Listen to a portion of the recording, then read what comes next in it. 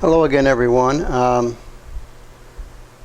Well, it looks like, barring the intervention of a supreme deity, Hillary Clinton has lost this one. Wasn't looking too good the last couple of weeks, and it's been kind of sliding, but the recent events of the last couple of days, Hillary Clinton can try praying. That's about all she's got left. To the deity of her choice, she can pray, and good luck. The only really thing she worships is money, so she can pray to a stack of money, and it might help her. Huh? You think so? So it's kind of, what's happened lately. I mean, she thought she had the director of the FBI, James Comey, on her team because, last July, he said, she violated some rules, but she didn't intend to, so no prosecutor would bring a case, and so we're going to let her skate. And that didn't go over too well with some of the people in the Bureau, the agents in the Bureau, who have just, about half of them have staged a mini revolt. I read somewhere that that they're not even talking to him. He says hi to him in the hallway, and they just snub him. These are low-level agents. They just go, pfft. And every day he gets resignations on his desk. So it's not looking for good for Comey.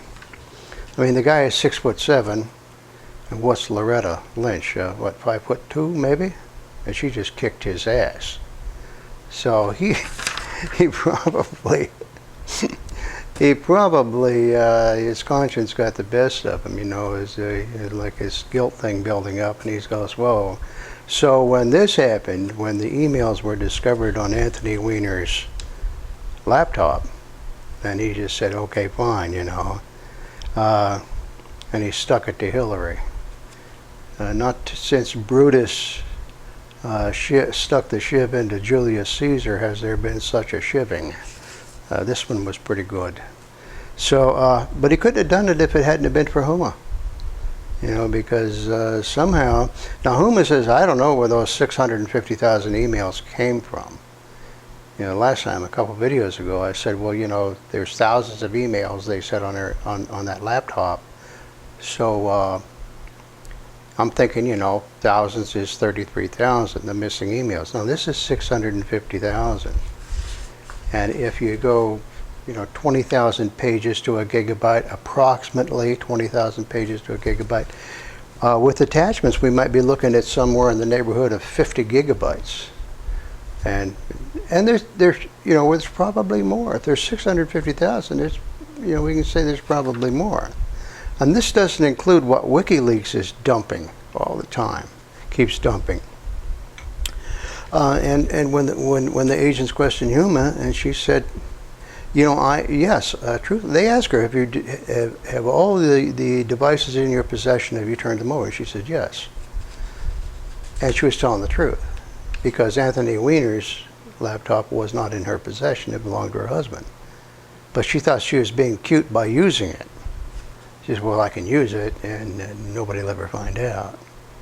She should have thought about her husband doing what he did, sending pictures of his genitals to underage girls, because that'll get the FBI's attention every time you do it. So when they got that and they found this, they go, whoa, what's going on here? And but yeah, she was probably being truthful when she said, all the ones in my possession you have. So what was she doing with that many emails? That's a lot. And 650,000, that's a database. And, but, so, there's Hillary got shafted by both Huma and Comey. And, of course, then there's the WikiLeaks. WikiLeaks has obtained all this treasure trove of John Podesta, Hillary's campaign manager. They got all his emails. Interestingly enough, so far, according to what I've heard so far, there's not a single email from Hillary to John Podesta. or from Podesta to Hillary, I believe. There's no back and forth with anybody else. Nothing involved with Hillary Clinton emailing him. So, I mean, but it's all piling up. You know, you got Comey, Huma, you got the WikiLeaks, you got her health problems, and then it doesn't help that she's always, you know, whining, making excuses, lying, obfuscating, you know, parsing her words. And I think this does have an effect. The morale of our troops, you know, that's in the toilet. You know, nobody's, you know, that's gone. And her surrogates, I mean, after this came out with this email thing, with Huma's email thing, you know, her surrogates are really wasting their time. They can go out there, you know, Barack Obama can go out there and sing her praises, or Michelle Obama can hug her and say what a wonderful person she is, but, you know, that's just a total waste of time. It won't, you know, it's not going to make any difference. And anybody seen Bubba lately? Where's her husband? You know, he like pulled a vanishing act. He's nowhere to be seen. You know, Tim Kaine, he's offers some sort of a platitude of an excuse, but he's not getting involved in this. He's steering clear of it. Joe Biden, he's staying clear of it. Harry Reid's stuck in his orbit. He's out of there. You know, he's gone, so he can say whatever he wants to. I haven't heard anything from Schumer or from Pelosi. You know, they're keeping their powder dry. So, you know, this last week, it's the last week of the campaign is very critical in a campaign, because you've got that pool of undecideds. You've already convinced your loyalists. You've got about as many people peeled off from the other side as you're going to get. So now all that's left is that pool of undecideds, and that's who you're really pressing to get.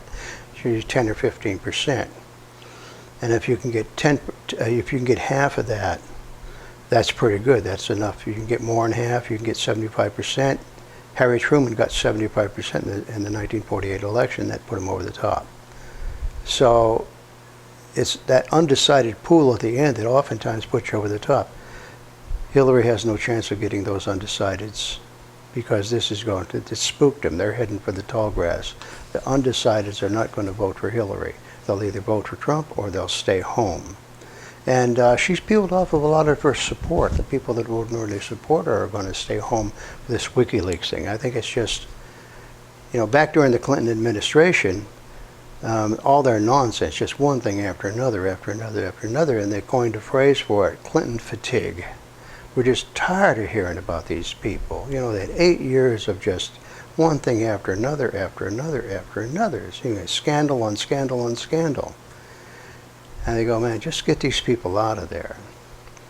So now it's been a while, and so what, we got 16 years, and so they're trying to get back in, and a lot of people in 16 years, people can forget a lot, but now all this stuff reminding people again. You know, and the younger millenniums, the millenniums, they're not, you go, you know, forget this, we're not getting, you know. So she's losing, but you know what's interesting is there's other losers besides Hillary, because she was more or less a figurehead they're putting in there. So then the other people that have invested so heavily in her, then they can get in there and have their way. She's just the person that pushes open the door and gets inside. So the first loser is probably Barack Obama. You know, his legacy. She won't be there to continue anything. And she's, you know, he's dead.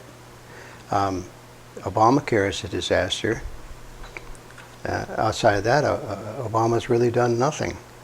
You know, Carter, used to people say Carter was a bad president, and you know, he was ineffectual in a lot of ways, but for crying out loud, the man won a Nobel Peace Prize for getting Israel and Egypt to sign a treaty, peace treaty. I mean, that's something. And the other thing about Carter, he's always bragged about that he never went to war anywhere. You know, he kept people out of war. And I mean, that's a laudable, you know, thing to do. You know, send people off to die for other people's problems. You know, we don't want to do that. The next big loser is probably the corporate media. you know, CNN and MSNBC, and probably Megyn Kelly. You know, Megyn Kelly's going to be devastated when this happens, and she finds Trump in there. I mean, the woman will probably shave her head and start, you know, covering up here, you know, wearing high collar shirts rather than exposing herself. I think Rachel Maddow will take it pretty well. I kind of like Rachel Maddow. Rachel is a lefty. She's a lib out there, but it seems to me Rachel is more interested in the process rather than the outcome. Sure, she'd like to see a woman in there and yada, yada, yada, feminism, whatever, but Rachel enjoys the process no matter who wins. She likes the mechanics of it, the back and forth, the nuts and bolts of politics. Next big loser is Wall Street and the banks. You know, they've invested so heavily in the Clintons. They've given them so much money to the foundation and to their given directly to them for the speeches. You know, $250,000 at a pop. You know, sometimes as high as what, $400,000 or $500,000 for a 45-minute speech. About what?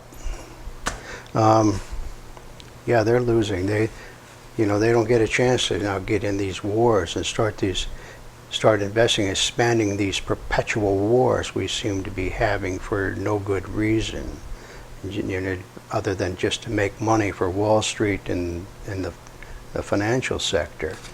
So, yeah, they're going to be a big loser. Another loser is George Soros, the open borders. You know, his dream of open borders between Canada and Argentina. You know, no borders. People come and go as they please. That's out the window. So, yeah, I think you know, this is just, you know, in the next 10 days, it's going to be interesting to see, you know, to see how people react and what they say. It'll be a lot of fun. Trump is out there doing pretty well. He's campaigning now in some of the blue states. And that's more for appearance sake than actually winning blue states, because now he's getting out there in the blue states and raising his profile. See, and it's another way of saying I'm going to be the president for everybody. I saw him holding a rainbow flag, a picture of him holding a rainbow flag in front of an audience. Now that's a big step for a Republican conservative. You know, he says a conservative, has the support of the evangelical Christians. Yeah, I think that's a good thing on balance. He might lose a few right-wingers, but boy, he'll sure peel off a lot of the Hillary votes by doing that. That image is very powerful. And he's always, I mean, he's been in show business for how long? So he's always had a good relationship with show business people, and a lot of them are gay. You know, Jewish and gay. So, but what will be fun is a week from yesterday, next Sunday, for all the talk shows, the Sunday talk shows. And I imagine a lot of these people will be running around in circles with their hair on fire. And going, whoa. So we shall see, but yeah, it's pretty much over and done, unless, like I say, the divine intervention of Hillary's favorite deity. Maybe she can pay some people to vote. I don't know how much that she got.